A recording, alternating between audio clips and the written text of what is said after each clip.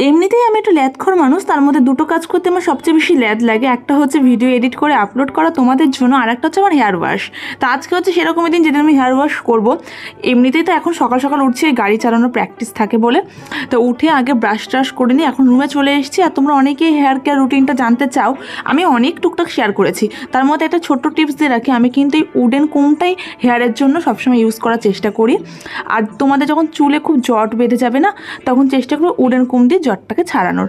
আর recent আমি এই hair অয়েলটা ইউজ করছি, তবে রিসেন্ট ইউজ করলো এটা ইউজার আমি কিন্তু প্রায় আজ থেকে 4 বছর আগে, মানে 2020 থেকে আমি তেলটা ইউজ করা শুরু করেছিলাম।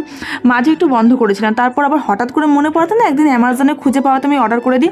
আমি ভেবেছিলাম হয়তো এটা থাকবেই না, অ্যাভেলেবেল থাকবে না, তো দেখি না অ্যাভেলেবেল। আর তেলটা আমাকে যদি পার্সোনাল রিভিউ চাও, আমি তো বলবো ভীষণ ভালো। একমাত্র এটাই সেই অনিয়ন অয়েল যেটা আমার চুলে খুব ভালো করে স্যুট করে। আর আমার চুল ভীষণ সেন্সিটিভ, আমার স্কিনের মতো সব কিছু সহজে স্যুট করে না। চুলের জন্য আমি ভীষণ খেটে মরি, জানো তো। তোমরা কম বেশি আজকাল জেনেই গেছো আমি ভীষণ চুল নিয়ে অবসেসড। আজকে না অ্যাকচুয়ালি আমার হেয়ার ওয়াশ করার কোনো প্ল্যান ছিলই না, কারণ আজকে আমার দুজন ভিউয়ার্স বন্ধু আসবে দেখা করতে আমার সাথে। আমার তো ভীষণ মজা লাগছে, কালকেই বলে রেখেছিল আসবে। তা মা বললো যে ওরা যখন আসবে তুই রাতের বেলা চুলে তেলটা মেখে রাখ, তাহলে সকালে তাড়াতাড়ি উঠে শ্যাম্পুটা করে ফেলতে পারবি। কিন্তু ওই যে ল্যাদখোর, আমি সেই সকালেই উঠে তেল মেখেছি, শ্যাম্পু করতে করতে এখন কটা বাজে কে জানে। তা আমার তেল মেখে এত গরম লেগে গেছে, দেখবে তেল মাখলে না খুব গরম লাগে। আমার তো তেল মাখলে দুটো জিনিস, একটা গরম, একটা মাথা যন্ত্রণা। তা ভাইকে বললাম একটু আইসক্রিম নে, ও হ্যাভমনের আইসক্রিমটা আনলো আমার জন্য। গত বছর আমি হ্যাভমনের এত ফ্রিতে অ্যাডভার্টাইজমেন্ট করে দিয়েছি যে এবছর আমার অ্যাডভার্টাইজমেন্ট করতে মনেই নেই, কারণ আমি হ্যাভমনের ভীষণ ফ্যান। অরুণ আইসক্রিম যদি একটা স্ট্রং কম্পিটিটর হয় আমার মতে, হ্যাভমোর ভীষণ রিজনেবল প্রাইসে কিন্তু আইসক্রিম সেল করারও খুবই ভালো টেস্টি। মানে আমার তো ভীষণ ভালো লাগে, এবছর আমি প্রচুর খেয়েছি হ্যাভমোর আইসক্রিম। দেখো ফ্রি প্রমোশন করে দিচ্ছি। আর আমার একটা অর্ডার আসার কথা ছিল, বলতে বলতে অর্ডারটা চলেও এসছে। কি নিয়েছি আমি তোমাদের একটু পরে শেয়ার করছি, অ্যামাজন থেকে নিয়েছি। তোমরা বুঝেই গেছো আমি একটা ওয়েট মেশিন অর্ডার করেছিলাম।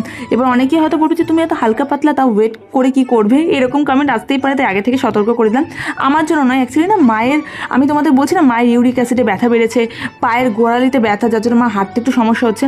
তা আগের দিন ডক্টর দেখাতে গেছে, ডক্টর বলেছে এগুলো না ওয়েট যত বাড়বে ততই কিন্তু ব্যথাও বেশি বাড়বে। মায়ের ওয়েট কত হয়েছে তোমরা জানো? 70 কিলো। তো ওই ভয়তে মা আমাকে বলছে যে তুই আমাকে ওয়েট নিয়ে খোটা দিবি না, আমার জন্য ওয়েট মেশিন অর্ডার করে দে, আমি প্রত্যেকদিন ডায়েট করবো আর ওয়েট মাপবো। ঠিক আছে, তাই জন্য ওয়েট মেশিনটা মার জন্যই অর্ডার করা। আমারও বেশ সুবিধা হয়েছে, আমারও যখন ইচ্ছে তখন আমি এটাকে দিয়ে মেজার করতে পারবো। তোমাদের তো দেখাতে চাইলাম না আমি ওয়েট কতটা হয়েছে, কারণ তোমরা হাসাহাসি করবে, তাও হয়তো তোমরা দেখে নিয়েছো। আর আমি চট করে একটুখানি টাচ আপ করে নিচ্ছি, কেন বলো তো? ওই যে বললাম আমার ভিউয়ার্স দুজন আসবে আমার সাথে দেখা করতে, আমাদের কী মজা লাগছে। এই প্রথম জীবনে একটা এক্সপিরিয়েন্স হতে চলেছে এরকম, যেগুলো আমি লোকের কাছে দেখেছি, লোকের ভিডিওতে। দুপুর 12টার মতো বাজে, তাই হালকা একটু চেঞ্জ করে নিলাম। আমার সাথে আমার এক ভিউয়ার্স দেখা করতে আসছে। আমি ভেরি মাচ এক্সাইটেড, কারণ হচ্ছে আমি ভিডিও যখন বানাবো ভেবেছিলাম তখন তো এইগুলো কখনো মাথাতেই আসেনি। আর একটা একটা করে সেই সব জিনিসই আমার সাথে ঘটছে, যেগুলো আমি এতদিন ফোনের স্ক্রিনে অন্য সব ব্লগারদের মুখে শুনতাম। সেগুলো আমার বেশ ভালো লাগছে, তোমাদেরই সব ভালোবাসার ফল, তোমরা এইভাবে ভালোবাসা দিয়ে যাও। আর এখন আমি যাচ্ছি, বললাম না ভিউয়ার্স আসছে, ওকে একটু বাড়ি অবধি চিনিয়ে নিয়ে আসতে আছি। আর আজকে দেখো কেমন বৃষ্টি হয়েছে, পুরো রাস্তা ভেজা। আমি মাথায় দিয়েছি তেল। ও কালকে আমাকে বলেছিল আসবে 12টার সময়, এখন ঘড়িতেও বাজে 12টা 10-15। আমি ভাবলাম স্নানটা করে নেবো, তার স্নান হয়নি, বৃষ্টির দিন তো। দেখিও কত দূর এসছে। খানিক আগে তোমাদের দেখলাম না যে কিরকম রোদ উঠেছে যখন আইসক্রিম খাচ্ছিলাম, দেখো বলতে বলতে ঝমঝমিয়ে বৃষ্টি। আর বৃষ্টিতে না আমাদের বাড়ির সামনে যে রাস্তা একদম প্যাচ প্যাচে কাদা, ওখানে মাটি ফেলেছে, এঁটেল মাটি। আর এই মাটির জন্যই জানো তো, মানে সাপ ব্যাঙ এগুলো জমা হচ্ছে বর্ষাকালে। তোমাদের তো গতকাল ভিডিও তো শেয়ার করেছে ভাইয়ের কিরকম একটা অ্যাক্সিডেন্ট হয়েছিল। আসলে এই মাটির রাস্তাটা যত হচ্ছে বিপদের মূল। আর এই দেখো ওরা দুজন চলে এসছে।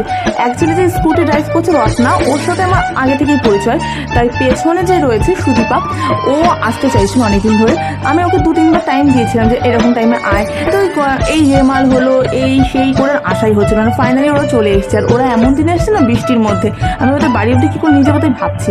আমি নিজেই তার মধ্যে না স্লিপার করে এসেছি, আর এই মাটিতে শুধু আমার জুতো টেনে দিচ্ছে। আমি শুধু ভাবছিলাম যে আমি না আচার খাই ওদের সামনে, তা ওরাও সেই সেম ভয় পাচ্ছে।